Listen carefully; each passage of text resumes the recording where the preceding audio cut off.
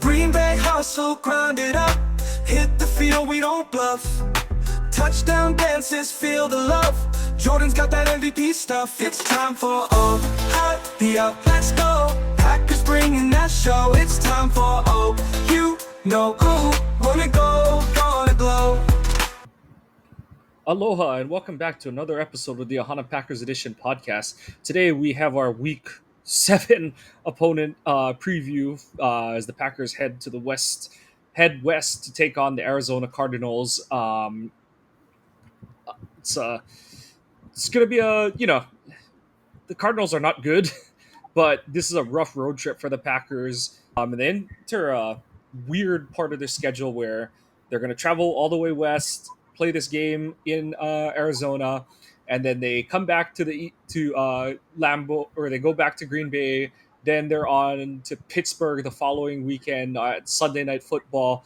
And the twist there is that the Steelers are playing later today, Thursday. They're the Thursday night game. The Packers will have a cross-country trip while the Steelers will be coming off the mini-bye. So even more reason to snag this game. Make sure you have this one in the bag. Secure another NFC win. And,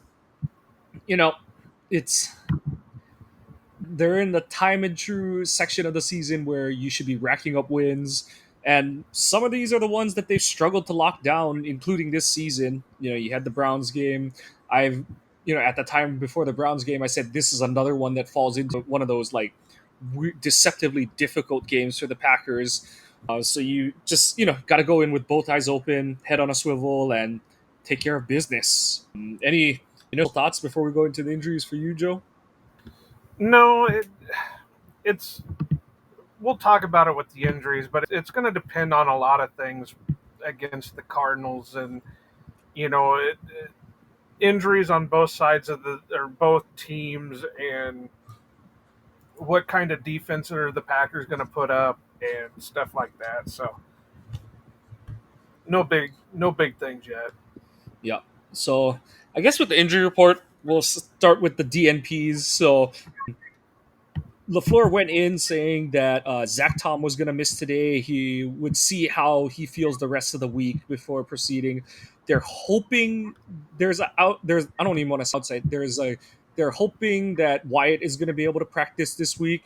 And they did say that, Lucas isn't ruled out already, but, it's maybe a little bit more of a long shot for him to get on the practice field this week. And one note, McManus did not kick today, did not participate. Usually he kicks on Wednesdays and Fridays, but he already shuffled that last week with the quad injury. To be fair, with having the other kicker, I would rather have him get the work than force it on McManus. Yeah. So it wouldn't be the worst thing for Havrisik to get more time with the guys. Limited participants, alphabet soup. You had Aaron Banks with the groin and knee. Anthony Belton returned to practice from the ankle that he suffered right before the bye. Josh Jacobs still under the weather. But good news is that the ankle that he previously had is not part of his listing. So that's a good thing to see that, that injury is off the books for him. Jacob Monk and Christian Watson, the two guys still in their 21-day designated to return from IR. Christian from PUP. They're both continued to be limited participants. Jordan Morgan with a knee. Dontavian Wicks with an ankle, which is a good sign after he was not referenced in LaFleur's Monday press availability. So it was good that Wicks was out there at practice. Oh, and I missed. And then for the full participants, so Warren Brinson got his first action and also is getting his first injury first injury report listing. But he was a full participant, abdomen, neck, probably the whole hasn't played in a game in almost a year kind of thing. So the body has to readjust to it. Javon Bullard. He got mugged during the game, so he was carrying more than just his body weight. Yeah. Javon Bullard is dealing. It's interesting that they put concussion evaluation, even though he said it was a stinger. But I guess that is the whole, they're just erring on the side of caution. He probably did do the baseline testing during Sunday's game, and they just went back and rechecked the points to make sure that, he didn't drop below the baseline testing. Golden on here with a shoulder, which I don't believe is what he had before. I drawing a blank. This is great. Blank. This is great. Yeah, honestly, this is the Podcast. first time I remember seeing him on the report. Yeah, but the good news, Jordan Love is not listed at all. So another kind of lengthy report for the Packers, but nothing too alarming. The Tom one, I know it's going to raise eyebrows, but honestly, I'm not surprised after his post game comments that he said he blacked out in the second half of the game because of the pain that he was kind of gritting his teeth through. Do you have any thoughts on that one? I don't know. Just because that's not what you want to hear, for sure. That if he's in that much pain, he blacked out from it. But I mean, again, there must be something there that we're never going to find out because we know how conservative the Packers medical team is, and we know how conservative the team overall can be. So if if they're saying that there's nothing there, it's just I don't want to say nothing there. It's not torn, it's not damaged. You're just going to have residual. I don't know.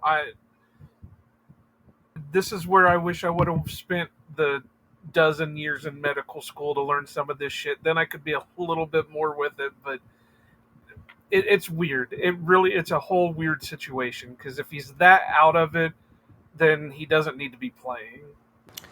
Yeah, they did. LaFleur has reiterated that to which I don't understand how, but that he hasn't made it worse, and that I believe it was before he played in the Cleveland game.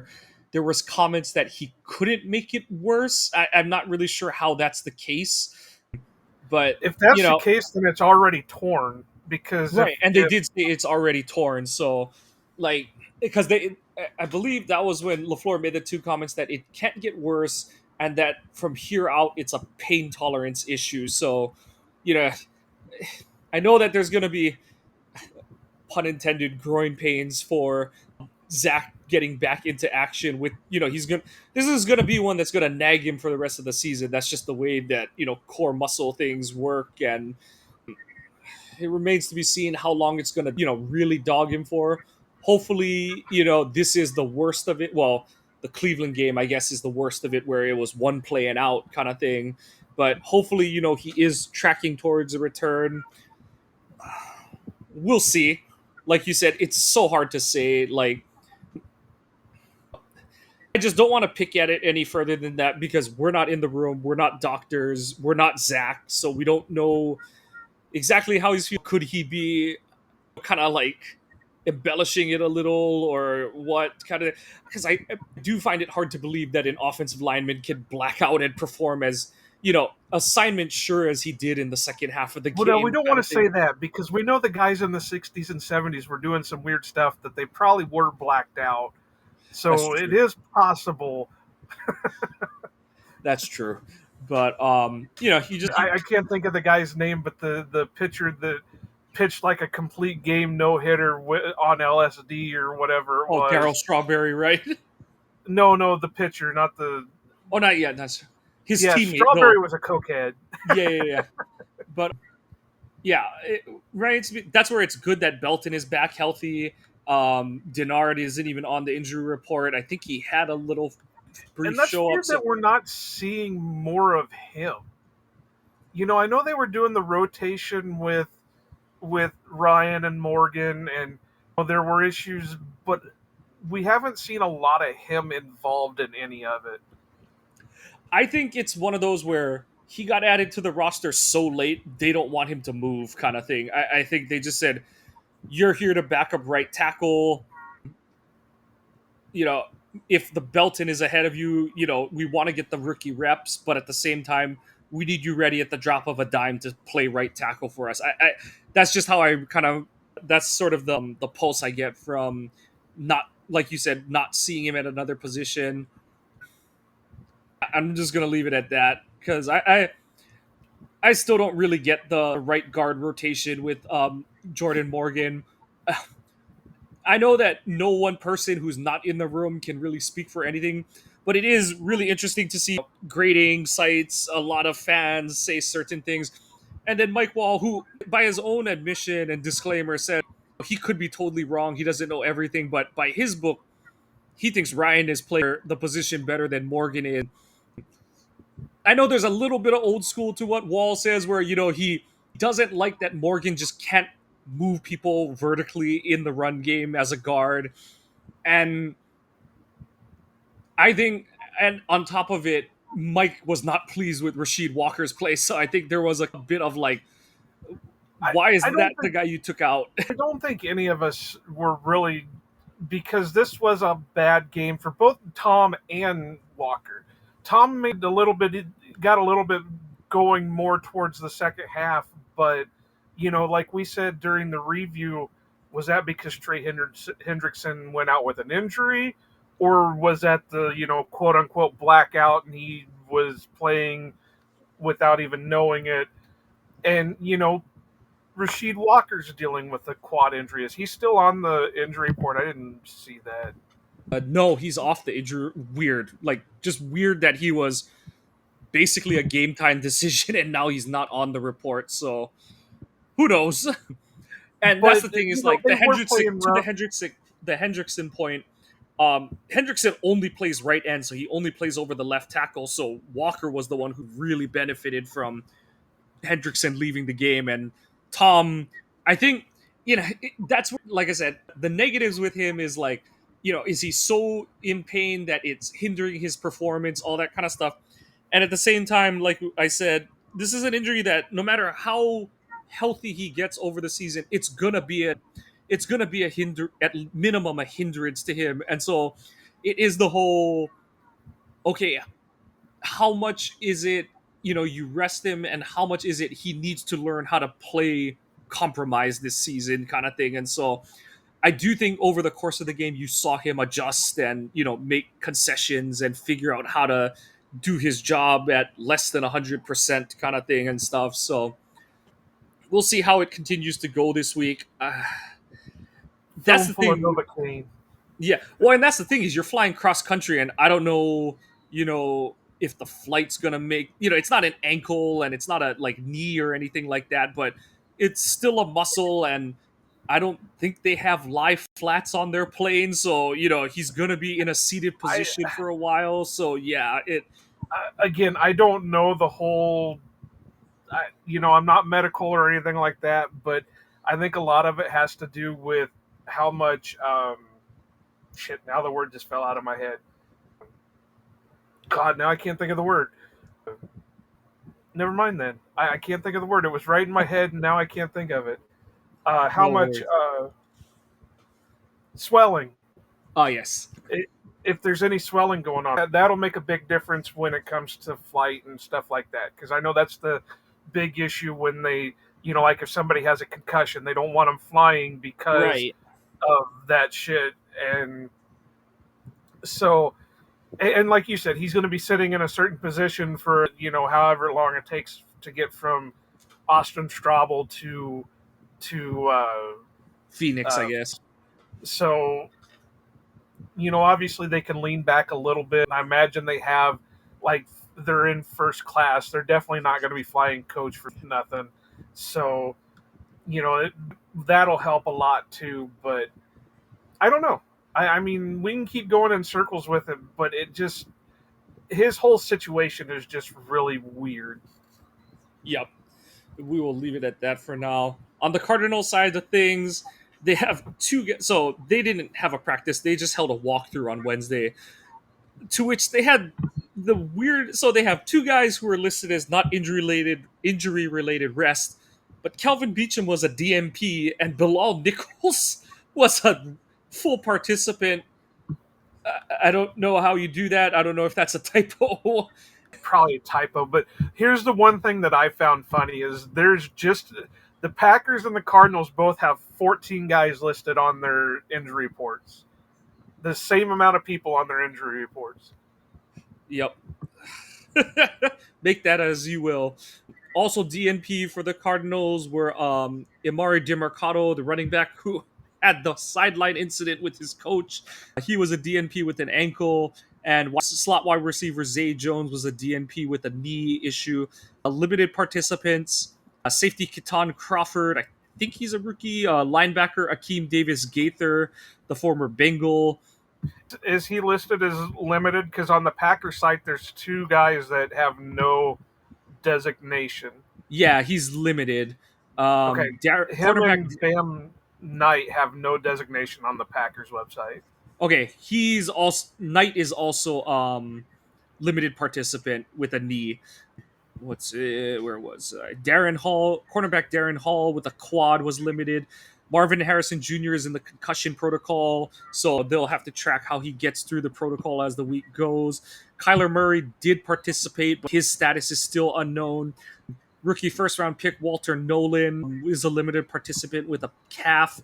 They're uncertain of when he's really going to make it back. Defensive end Darius Robinson was a limited participant with a pectoral. Safety Dadrian Taylor Demerson with an ankle, and wide receiver Michael Wilson. So 1, 2, 3. I think their 3 preferred receivers were all some kind of limited or DNP in practice today. So not a great thing for the Cardinals. We'll see where they're at, week's end, but will go a long way to helping the Packers. Like I said, just avoid some weirdness on this road trip. And, I guess the part we can just dive into the preview is with the quarterback situation. Kyler has regressed. All the things you say about Caleb Williams, you can kind of say about Kyler. Doesn't throw over the middle, holds the ball too long, doesn't see the field well. Doesn't study the playbook when the new Black Call of Duty comes out. And that'll be coming out here I think within the next month. Yep. Fortunately not now. But what's it called? Like, the thing is that I know that they're two different kind of athletes, but if Kyler can't go, Jacoby Brissett will be the starter, and they are both mobile quarterbacks. I know Kyler is more of is like explosive athlete mover, whereas Brissett is like a power runner guy. But I bring that up as reason Halfley may still be playing a zone with more eyes in the backfield, not blitzing as much this week. We'll see. I do hope that we're gonna see Edge and Quay get sent on blitzes this week to affect the pocket, get whichever one of them off their spot. And I do think this is the week where, like I said, Kyler doesn't see the field good. So if you get pressure in his face on him, you can get him to do some bad things with the football. I think we all that he's only like 2 foot tall either. Yeah, I know. He's like my height. And then with Brissett is like sort of Flacco-like, where he's going to try to get rid of the ball if he senses danger, but he still has some like mobile quarterback brain in him where it's like, I can maybe get out of this situation, and he might kind of run himself into trouble and stuff. So we'll see. I hope that they pick their spots to be aggressive, but I don't expect them to light it up on every play kind of thing, unless the Packers are able to get an early substantial lead in this one and just really lean on the Cardinals and force them into advantageous positions for the Packers defense. And Brissett's never really been a premier quarterback either. He's had his moments, but he's a journeyman, and there's a reason why he's a journeyman. If he was a premier quarterback, he would have had his stay with, a single team for a good amount of time. But, there's a reason that he's a journeyman quarterback. So work on him, get pressure on him. I would even kind of disagree with you that with having Edge and Quay, you could spy one of those guys and still play your man coverage with your corners. And because it also helps that Micah is there with his speed, that he can even act as a as a spy because you know he's going to get after him. And Brissett, while he's a scrambler, doesn't have like 4.35 speed. Kyler's got a little bit better speed to him, but Micah still has his speed. So use Quay as your spy, and you can still play your press man with your corners. Yep. And, the interesting kind of chess match is what they're going to do, especially if, you know, any or all of Harrison Jr., Wilson, and Jones, the top three receivers miss the game because whether they're in or not, tight end Trey McBride is probably the top target on this offense, Yeah. regardless. I know he's the one that's been healthy, but he is. I know he's only averaging like 9.5 yards a reception, but they just target him up and down the line. He's already got 53 targets in 6 games for the Cardinals, so I'm really curious to see how Hafley is going to decide to defend him. Whether he, like I said, I do expect some relatively heavy use of man, maybe a little, or of zone. Maybe you can go to a little more man if Brissett is the starter, just because he's, while he can run, he's not the elusive jitterbug kind of mobile quarterback that Kyler is.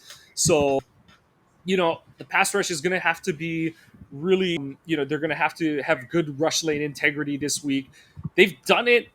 The last couple times they played Kyler, he hasn't really done well, rushing against the Packers. So they've done a good job there. Their O line isn't great by any measure. Paris Johnson Jr., their like top 10 pick from a few years ago, is all right. The rest of that line, though, it's a bunch of retreads. Former Giant Will Hernandez and former Bengal Jonah Williams on the right side. You have Jalt Froholt at center and Evan Brown at left guard. And I mean, the Packers should be able to get some rush. Like as mobile as Kyler or Brissett are, the Cardinals rank 25th in sack percentage. They're getting their quarterback sacked 8% of the time. So there should be opportunities for the Packers. That's why I say that this would be a good time to run more of your press man, because that would stop Brissett or Kyler from being able to do what's been killing the Packers defense. The 3-step drop, quick throw. Yeah, especially against Brissett. With Kyler, you can be a little bit more like, with Kyler, I wouldn't press as much because I think they're gonna do more screens with Kyler. Do more of his like spread air raid look college offense kind of stuff. But if he's in like a traditional drop pack game, he's not an on time thrower. He's a guy that's gotta like see it to throw it kind of thing. So this is a week where you hope to see like Edge or Quay or Xavier get an interception, because like I said, if Kyler's starting, he's a guy that's, you know, he's not gonna, like Jordan, he'll hit the top of his drop and just wing it out there and trust his guy to get to a spot, or like Flacco was doing, just like, I'm pretty sure this is what this route is. I'm just gonna, I'm gonna hit the top of this drop and it's gone kind of thing. That's not how Kyler plays. Brissett, like I said, is a little better at it, but he still has his moments where he's gonna hold on to the ball and try and wait for a bigger play kind of thing. So the pass rush should have its moments, and I do think they should have some turnover opportunities. We're going to just try and will that to existence here. Statistically wise, this Arizona offense, they're bottom third. They're just a bottom third unit in the league in terms of points per game. They're averaging 21 and 2/3 points. They're just over 300 yards per game, and at 5 yards per play. The one area they're good at is converting downs. They're at just under 44% on third down percentage, which is like sixth in the NFL, and 80% fourth down conversion rate. But I do think that's a function of them having issues, like they're in catch-up mode late in games kind of thing, and the opponent is sort of let bleed clock. I know they had some success against the Colts last week, but the Colts defense is kind of a sham. Um, it's they've had their second corner retire because he couldn't hack it anymore. They, Anarumo still new there and trying to implement his system, and the Cardinals probably could and maybe should have won that game last week, but because they just make too many mistakes, don't have enough talent, they just couldn't pull it off at the end. But it'll be really interesting to see, what they're able to do. I don't want to say this should be a get right game for the Packers, but this is one where, like we were kind of saying how last week the spread was so large, a 14 and a half point spread, depending on when you get in. And that's such a large spread that there is no like satisfying win kind of thing. Cause it's like, if the Packers blow them out, like it's the whole like very snarky bravo. That's what you're supposed to do against a shit team. And then, the other positive outcome for the Packers is they win like they did, where it's like, oh, why was that game so interesting? Is something wrong with Green Bay kind of thing? And it's never as simple as people want to make it. There's always a few more layers to the onion than anyone wants to report on there being. Everyone wants just the 5-second cliff note version of explanation, but to each their own. And I do think that because of how much discipline you're going to have to play with as a Packers defense, if they are able to lock down this Cardinals offense, that would be a really good sign moving forward. Because, like I said, I'm expecting a lot of like college BS this game from the jump, and you want to see them respond positively. And you see, like, one of the things I heard Domovsky, I forget whose show it was on, but he kind of said is like, the thing that the coaches are harping on right now is it's the fine details that the team is missing up on.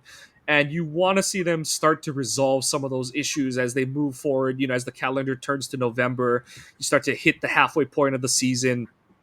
So, just that's the thing, is like, the things that we've been getting frustrated about with the Packers, they're things where it's like we're seeing these as potential long-term issues, whether they're spillovers from the previous season or things that we're concerned with becoming long-term issues for this team for the whole run of this season. And at the same time, I don't expect this team to play its best football now. You just don't want that to be the case, because you never want to peak in October or September. So you do want to see them play better than they did last week. For the Packers defense, that's just, getting back to the fundamentals, getting in your rush lanes, putting pressure on the quarterback. If Wyatt can go, that would be a massive help this week, just to get more interior push, because with these kind of mobile quarterbacks, it's that interior immediate pressure that really gets them off their spot. So that'd be really good to see.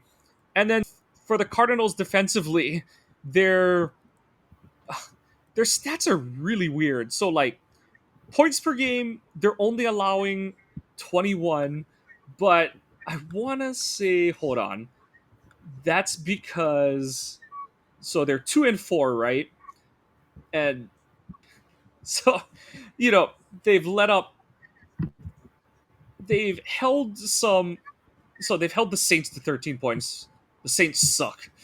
They held the Panthers to 22 points when the Panthers weren't, doing anything well. And then they lost to the Niners by 1, but that was the first Mac Jones game, if I'm recalling correctly. Or that was the game Purdy came back and started. And then they've scored 20, 21, and 27. So this is a game that I'm hoping the Packers can keep them to under 20 points. And that's the thing, is for as much as everyone was like, oh my God, the second half against the Bengals, it was bad, bad, bad, you still gave up under 18 points. It's not great how it happened, but it does just go to show that it took Jamar Chase being the absolute elite player he is for them to get 18 points on the board. And it took Flacco just being, whether you want to say it was lucky or just trusting his guys or whatever adage you want to put on it, it took all of those things to conflate together in the second half to get them to score all of 18 points. It's not like they gave up 30 and a half or anything like that. Like it, it's not acceptable or good, but it did the job, and it And this is one of the games where if you hold the Cardinals to 14 or 17 points, you should win this game. Like it's this isn't a situation like the Browns game where there's a chance you might not score more than 10 points against them. You're going to score some points on this Cardinals team. So, they're like I said, they're 14th in point allowed, but they're 24th in yards allowed. So teams are moving the ball on them. They're not stopping the rush well. Teams are averaging 4.2 yards per carry. They're almost dead middle of the pack in rushing defense. It's the pass defense that's the problem. Opponents aren't getting a big chunk per play, but they're giving up the 28th most pass yards, and they're 19th in interceptions forced and 27th in sack percentage. So opponents are just kind of using the pass game as their run game against this defense. And, part of that is a function of the fact that this Cardinals defense is banged up. They are getting healthier. There was a point where they had like no cornerbacks, but, you know, the Packers should be able to move this front around. The ends aren't very big. Oftentimes, what they do is they use Baron Browning, their backup linebacker, as like an edge rusher. And so if you see number 5 on the field, you should run at him. And he's only 240, I think. So you should try to take advantage of them there. And I'm kind of annoyed saying this now, but I do think this is one where LaFleur is going to try and hit this lighter Arizona front in the teeth and build the pass game off of that. And as much as it doesn't is not the way I want to see them play football, this might be the week, because the one way you cannot let this game get off the rails is to allow Baron Browning to have those 3 snaps where he just jumps the snap count and runs around whichever tackle and gets a strip sack or anything like that, or puts you behind the chains and messes up your drive. So I do think that you've just gotta, attack this defense head on and, just kind of mano a mano and win the line of scrimmage kind of game. Yeah, I mean, the thing about them is they have some young, talented corners, though. Will Johnson, Max Melton. They do have Denzel Burke and guys like that. They still have Buda Baker back there as their deep safety. So they have guys. And I mean, they have Josh Sweat. He's leading them with 5 sacks. So you got to be kind of careful, kind of eyeful of him. They got old man Campbell out there. Good for him playing at a. I wish I could have been playing out there till I was 39 years old, but the way I feel, I couldn't have played out there for like a game at 21 years old. They have guys, but like you said, it's not a cohesive unit, more so to say. If you can hit their weaknesses, then you should be able to take advantage of them. And I know people aren't going to like this, but this is where your end rounds are going to work out a little bit more, your jet sweeps, your stuff like that, because you're a little bit more beefier up front in your offensive line than they are with their defensive line. So if you can get some of that stuff going, that might help out a lot. So, use a Savion, use a Golden, hell, do the Bo Melton end around or whatever, but change it up a little bit. Don't be predictable. That's the main one, is like this game, you just don't want to fall into. Honestly, this might be one where they actually don't do many end arounds. You've shown it so many times the past few weeks that you kind of just hit them right in the, like I said, you kind of just hit them between the B gaps in this game. So yeah, I am curious to see where they're going to attack. That's the thing, though, and at the same time, I agree with you that the end arounds might be a thing, because I know Zaven Collins tested really well, but he doesn't always play to his athleticism. And Mac Wilson is more of a tackle-to-tackle linebacker than like a true sideline demon kind of thing.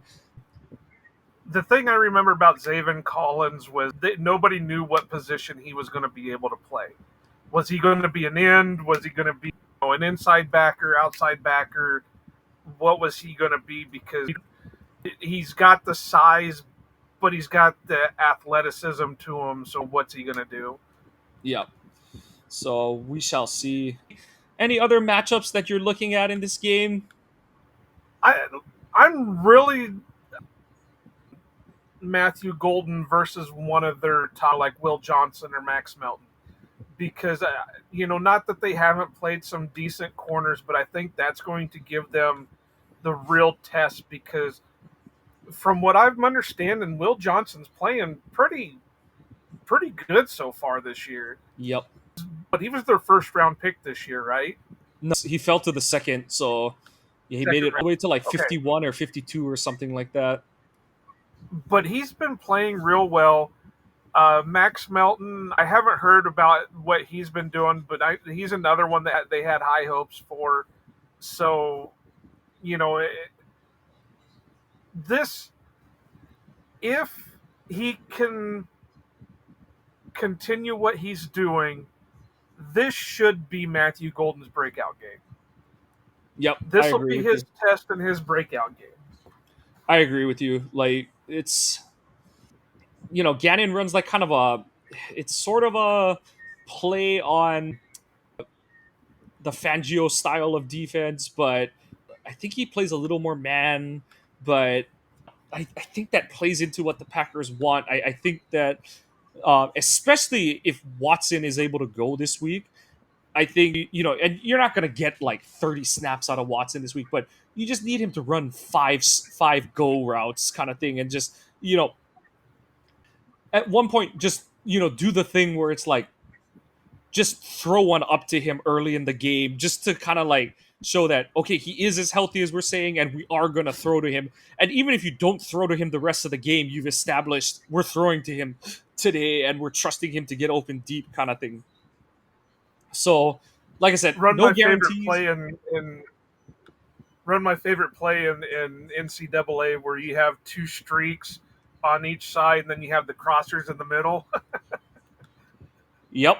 Like you set that play up. You started out with just Watson going deep, and then you set up that double crosser route with like Tucker and Golden being the ones crossing in the middle of the field, kind of things. So, Well, I was yeah, thinking you'd have Golden streak on one side, Watson streak on the other, and then you'd have like Wicks or Dobbs and Tucker do the crossers. that works too. So we'll see. Like I said, this should be a favorable matchup for the Packers, especially if you can get Watson's speed back on the field. I think that's just going to add a totally different dimension to this offense that opponents just aren't going to be ready for. And I'm excited to see it.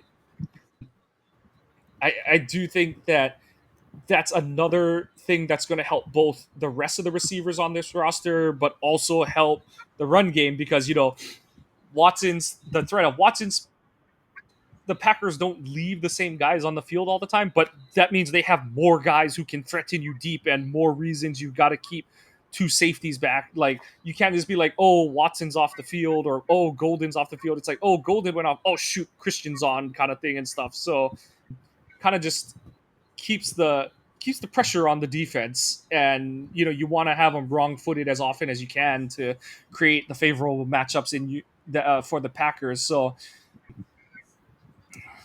and the big one is, we touched on it in the injury report. How much healthier can this O line get? How much healthier can Zach be? I think Banks looked pretty good.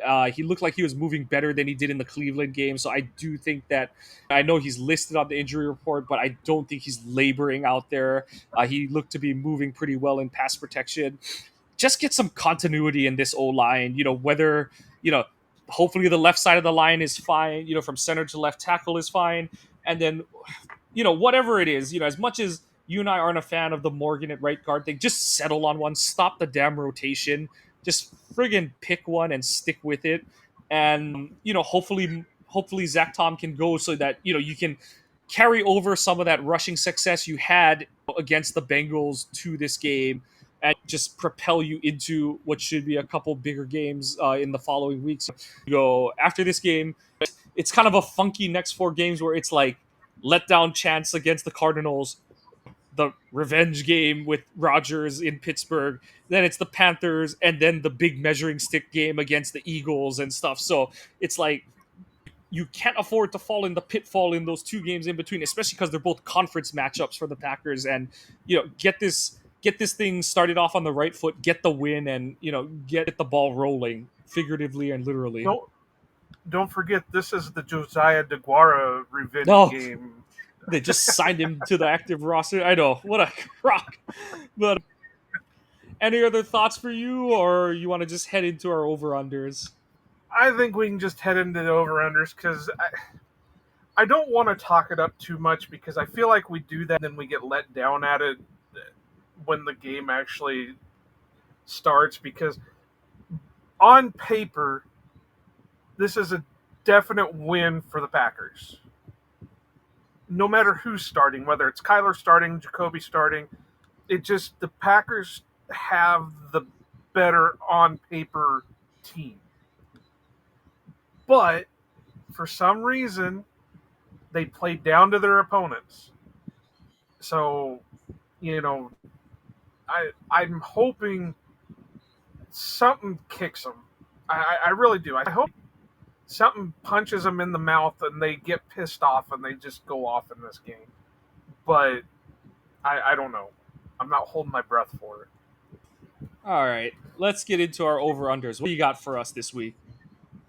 So I wanted to leave this one the same, but I got to thinking that no, if the refs still don't call it when Micah gets mugged on the field, then it's hard to predict what he's going to do. So I just went and really against the Bengals and their beat up offensive line, they still only managed one sack. So I went with the whole defense for sacks over under 2.5. All right, I'm gonna eat the bullet for us, and I'm gonna say under, just for the sake of, God damn it, make me wrong, please. And I'm gonna say they're only gonna get one, so I am really milking it for all it's due on this one. See, I'm all kinds of torn with it because for we don't know who's going to be in and who's going to be out. Is Lucas going to play? Enigbare really hasn't been on the field as much and really hasn't produced as much. Rashawn, we talked about him during the review of the Bengals game, and he's not really even taking advantage of certain things. So I'm going to go over, but it would not shock me if it's an under. And if they do go over, it'll be only like a 3-sack game. Got it. So Next. my next one, I'm going to keep the same as last week's with Jordan Love, passing yards over under 235 and a half. I'm going over. I think that they're gonna have some success against this Cardinals passing defense. I'm gonna think I'm he. going to go over. I think it's Go only ahead. gonna be like 260 or something though. I'm going to go over because I'm hoping this will be Golden's breakout game. Get him 115 with a touchdown. So I'm going to go over. So it's going to. I'm thinking about 240, 245.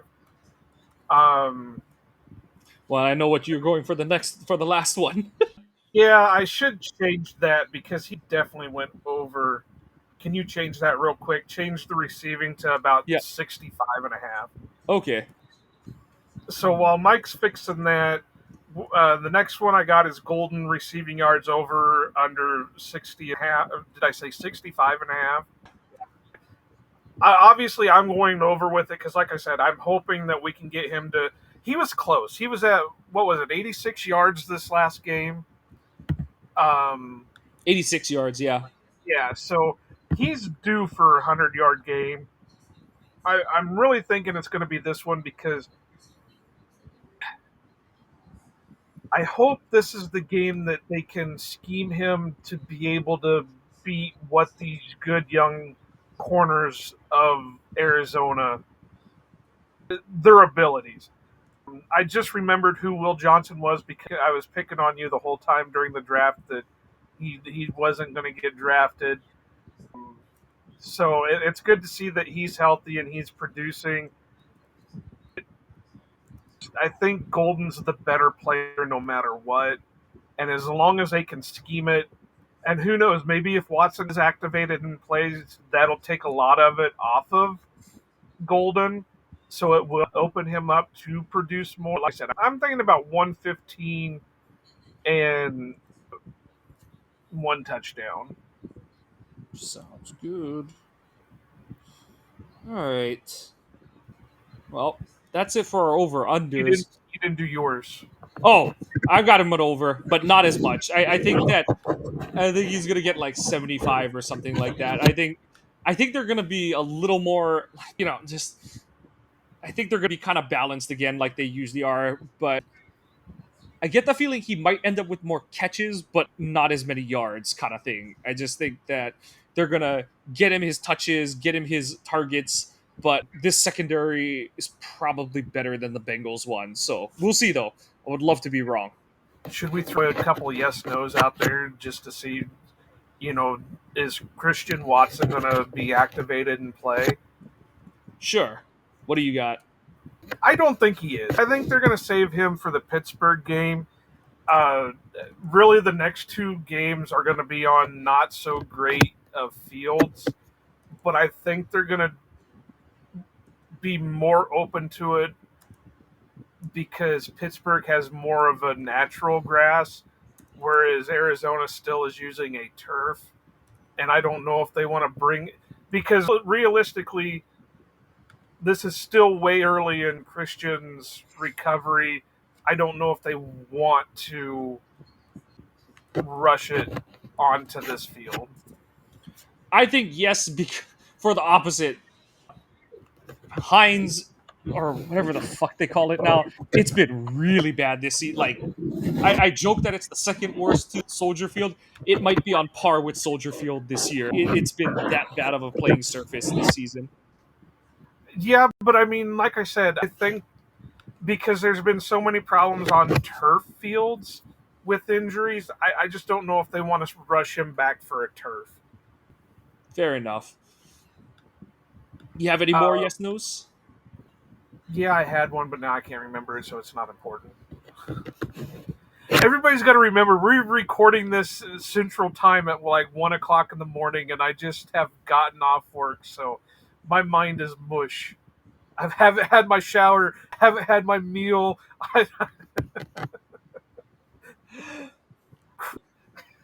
In that case, I think we'll put a bow on this one. Like, this is one where, because we don't know who the quarterback's going to be for the Cardinals, because we don't know what receivers are going to play for the Cardinals, we don't know what running back is going to play for them. It's hard to say like what to really expect from this team. Expect the offense to be a little more flashy if Kyler is in there, but also more mistake prone because Kyler, as much as like everyone's like, oh, Jordan and the bone brain play, Kyler has that one where like he ran around in the backfield and threw it to nowhere kind of thing and stuff, and it was it ended up being like a backwards fumble kind of thing or something like that, and he did it from his own like 5-yard line or something. So yeah, his on-screen radar wasn't working. So this is the whole, all the stuff they say about Jordan, Kyler is actually the quarterback they're talking about. So if there's ever a week to get the turnover thing going, this might be it, because like I said, the last couple weeks you faced, 2 out of the last 3 weeks you've played Joe Flacco, who, no, he's not great. He never was great, but he's still a long-term veteran who knows what to do with the football, and on top of that, he's an old veteran who doesn't want to get hit, so he's inclined to just dirt the ball to avoid getting hit or sacked. And Dak was unconsciously good in the second half of that game in Dallas before the bye. Neither of these guys, these options for the Cardinals, is anywhere close to that or anything like those 2 last quarterbacks you've got. And these receivers are neither George Pickens nor the Bengals duo of Jamar Chase and T. Higgins.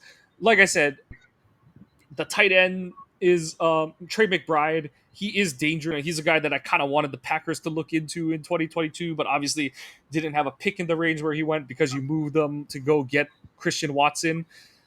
And we haven't seen them really deal with a primary option tight end yet this season.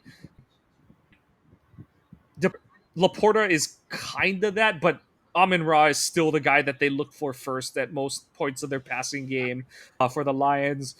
I know Zach Ertz scored, but that was when the game was really mostly out of hand at that point, and he's not a focal point.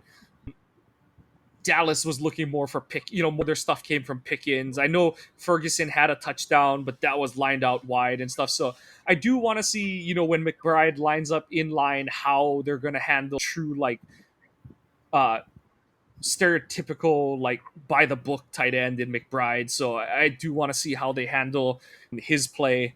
And like I said, on offense, just continue to get.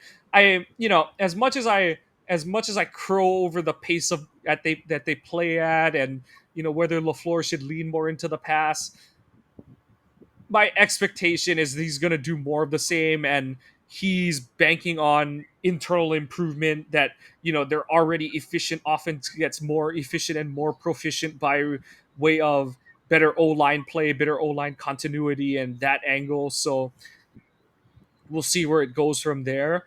And you know, like I said, the spread is big this week, but it's not 14 points big. I think it's 6.5 was the last one that I saw. So, it's still a pretty big spread, especially for a road team coming in, but they should win this game by a touchdown. Like, they really should win this game by a touchdown. And, you know, just tune in. We'll have the recap on Sunday after the game. I do want to say that there have been things going around on the social medias about certain. Well, actually, there's a couple things. Tom Pelissaro, you need to get your fucking facts straight. I don't know which receiver you thought was doing, but even you came back and said that you misunderstood what was going on. So you just wanted your fucking viral moment, so knock it off. And number two, while I still think it's possible that they could move on from Barre depending on what they can get out of him in compensation for him, but now the rumors going around is that they've been asked about Rashawn Gary, and that's not going to happen. At least not this year. One, you don't know the availability of Lucas. Two, I'm going to say his contract is not movable this year. So, and he's still a leader on the team right now. So, unless something majorly happens, unless they can get a package like they gave up for Micah Parsons, I don't see it happening. And Rashawn is a really good player. He's not going to command that kind of return. And like you said, the injuries that they're sustained, the unknown about Lucas, you don't have Wyatt. You just can't afford to move that kind of piece at this point of the season. I know Ken Ingalls is kind of going off. He's doing he's like precog, I told you so tweets and stuff. That move can't happen until the offseason at the very early. I know the Packers will never admit that they're all in, but this is about as all in as they're going to be in a season, and you're not going to move a key point of your defensive unit unless, like you said, unless the return is so incredible. And I don't think you can move Rashawn for just picks. That's the thing. I don't think you can move it for just picks because you need another credible rusher. And like you said, it would be one thing if Lucas was healthy. I would buy into it a little bit more if Lucas was healthy. And but Britton Cox, and you had people there that you could rotate in. Yeah, it feels like this is I don't doubt that people have called to ask and be like, hey, what are the chances you guys are thinking of moving him? Like that kind of thing. And then, we're not moving him now, but if you give us the right thing for Barre, who's a pending free agent, we might consider it. I can see the conversation going down, but I do not for a second believe they are realistically moving Rashawn now, because it just doesn't make sense for the timeline of this team, especially where, you know, I know people are, we're not particularly pleased with how the Packers have played the last month. And at the same time, the rest of the league hasn't taken off and left them behind. Like, if anything, the rest of the league has been like, hold our beer. It will be worse than you guys have been.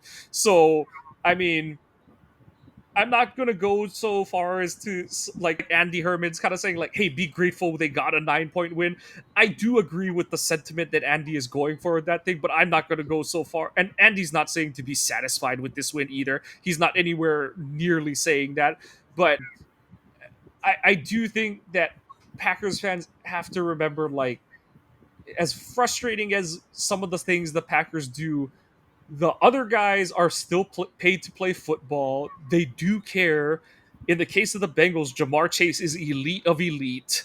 Flacco at least knows what he's doing and stuff.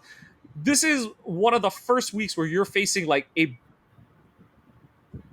bad quarterback on a team that could be bad. Like, that's the thing, is like the Browns still had an elite defensive front that could screw up your game plan, screw up your game kind of thing. The Cowboys have what should be an MVP candidate, but his record sucks this season in Dak Prescott.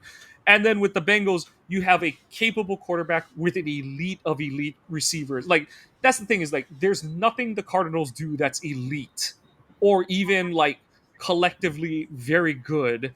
Like, yes, you can't sleepwalk because you can't let you can't poke the bear or like chance it. You don't disrespect the sports gods or anything like that.